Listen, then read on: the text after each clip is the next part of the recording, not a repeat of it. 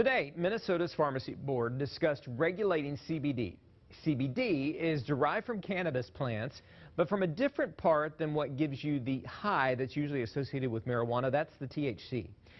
CBD has been found to have the opposite effect, decreasing your heart rate, your blood pressure, and anxiety.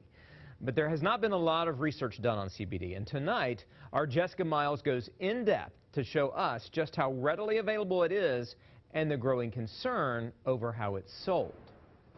This particular one is salted caramel. Andrew Freeberg owns One Life Products, a kiosk inside Eden Prairie Mall. A lot of people love the alternative of having something natural. The oils, lotions, and edibles he sells all contain CBD from industrial hemp, a chemical that some claim has significant health benefits.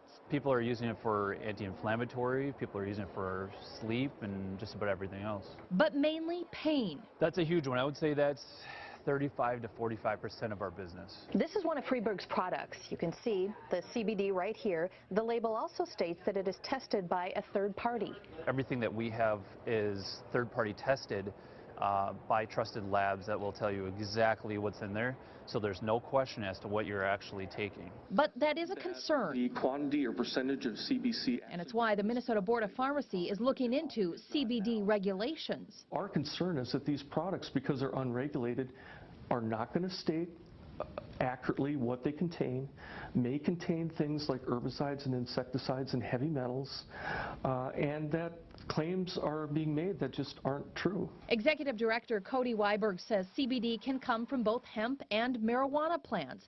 He says CBD products that are properly formulated contain only minimal amounts of THC, the primary chemical in marijuana that gives that high feeling. It does have side effects. It does interact with other drugs. If you're going to use it, then just really exercise some caution. He is expecting legislation this session. It's 100% natural. Freeberg says he welcomes it. I'm very concerned about some of the vape culture.